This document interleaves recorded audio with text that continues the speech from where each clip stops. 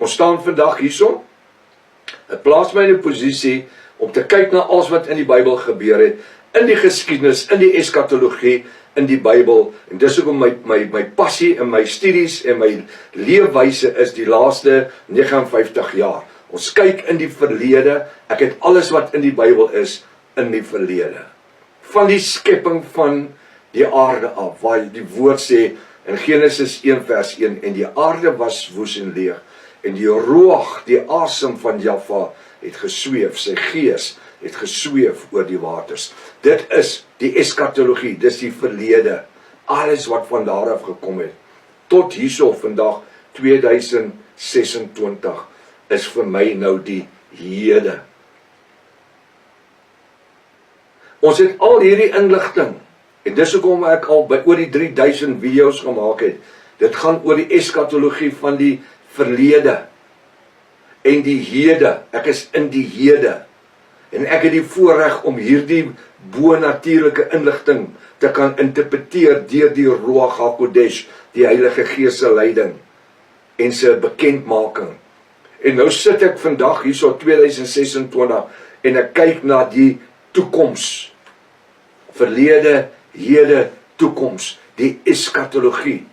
En ek kyk hoe kan dit wat hier plaasgevind het in die verlede, dit wat vandag in 2026 besig om plaas te vind, hoe gaan dit funksioneer volgens die woord? Nie kerklike dogmatiek in instellinge en teologie nie. Hoe volgens die geopenbaarde woord gaan dit vorentoe beweeg na my regterkant toe in die toekoms in.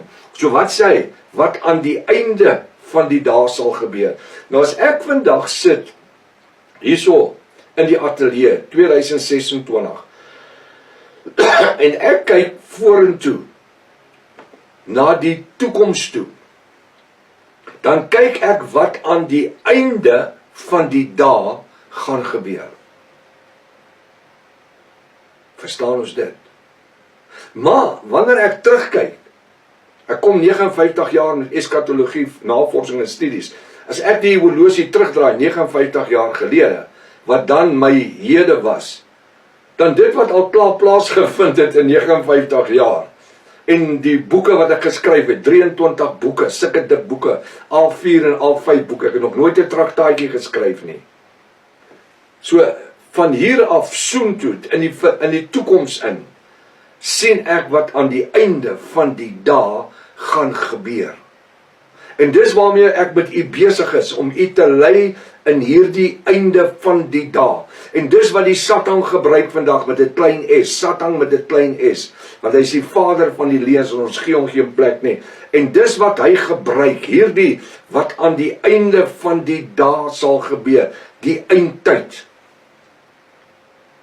So hier waar ek sit in 2026 en ek kyk na die internet die laaste 20 jaar, 25 jaar, hoe die internet, die Satan dit reggekry het deur die invloed van die internet, deur middel van artikels wat geskryf is deur agnoste en ateïste en sataniste vir die Christendom, omdat hulle nie self hulle eie artikels kan skryf nie, en die mense uitgehonger is vir die woord, om te verstaan, en omdat die pastore en die predikante en die ouens nie opgelei is in die eskatologie nie.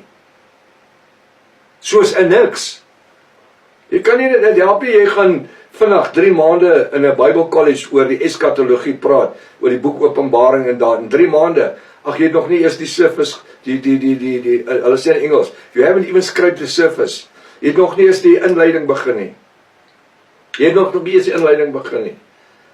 Om die eskatologie volgens die Daniël en Openbaring te behandel, vers vir vers, woord vir woord, vat jou 2 tot 3 jaar. So die Satan wat die vader van die leuns is, verblind die mense se siege. Hy verblind hulle geestelike oë om nie te gryp na die waarheid nie, maar agter sekere pastore aan te hardloop en aan te hang en, dis 'n wonderlike pastoor, dis 'n wonderlike predikant daar. Weet jy wat, dis juist die wonderlike ouens wat die ouens eendag hel toe gaan vat. Hoe het iemand nou die dag gesê met Daniël Botha se 23, 24 September weer wegraping, waar ek al 7 boodskappe gepreek het teen dit. Jy kan gaan kyk op die internet, die leuns van die 23, 24 wegraping. Toe het iemand my geskakel, persoonlik en my gesê, prof, weet jy, jy's verskriklik arrogant, om Dani Botha so aan te gaan vat. Hy's 'n fantastiese mens, weet jy wat sy mens is hy? Hy kan fantasties sing en bedien. Jy sien, dis waaroor dit gaan. En toe kon ek vir die persoon sê, maar wat sê hy oor die woord? Ek het hom nie aangevat as persoon nie, die woord wat hy verkondig het, wat onbybels is, want die wederkoms moet plaasvind, voor die wegraping kan plaasvind. Met ander woorde, die parousia, die wederkoms, dan eers die harpacho, en die harpacho, die wegraping, het niks te doen met die kerk nie. Die kerk gaan deur die groot verdrukking, hulle gaan die merk op die regterhand en voorkop vat, Openbaring 13 vers 16 tot 18. Daai paar wat na die wederkoms gaan agterbly, of die van hulle, wat dan na die wederkoms, Yeshua gaan aanneem, Jesus Christus, as hulle verlosser en saligmaker, hulle koppe word afgesny, die woord sê so, en hulle siele gaan onder die altaar rus, Openbaring 16 Openbaring 9 vers, Openbaring 6 vers 9, en hulle gaan vir 1000 jaar saam met Yeshua regeer, Openbaring 20 vers 4, die 1000 jaar vrederyk het niks met iemand anders te doen nie, nie eers met Israel nie, te doen met die siele wat sy koppe afgekap is. Hulle gaan as konings regeer, net vir 1000 jaar, gaan lees Openbaring 20 vers 4, dan kan jy myself verstaan, as konings regeer, ons regeer nie as konings nie, ons is koningsseuns, ons is priesters, ons is seuns van Jahwe, halleluja, en ons regeer vir ewig, nie net vir 1000 jaar nie, want die Bybel sê 1000 jaar by Jahwe soos een dag en een dag soos 1000 jaar. Nou, wat gebeur? Ons sit vandag hierso en ons kyk na dit wat Daniel besig is om vir Nebukadneser te sê 2600 jaar gelede. Hy staan daar en hy praat, hy sê, dit wat Jahwe Almagtig, God, die Here God, vir u gewys het. Ek wil net iets weer terugkom. Daniel kon nie eens die woord Here God gebruik het nie, want dit is Griekse woorde wat nie daar bestaan het nie. Daai tyd het die Grieke nie eens bestaan nie. Babylon, Mede-Perse, Griekeland, ons gaan die beeld later sien. En die naam God en Here is Griekse name wat geskep is. En die woord Here kom uit die Latyns uit, wat Theos is.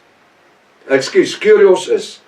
En God kom uit die Grieks uit, wat Theos is.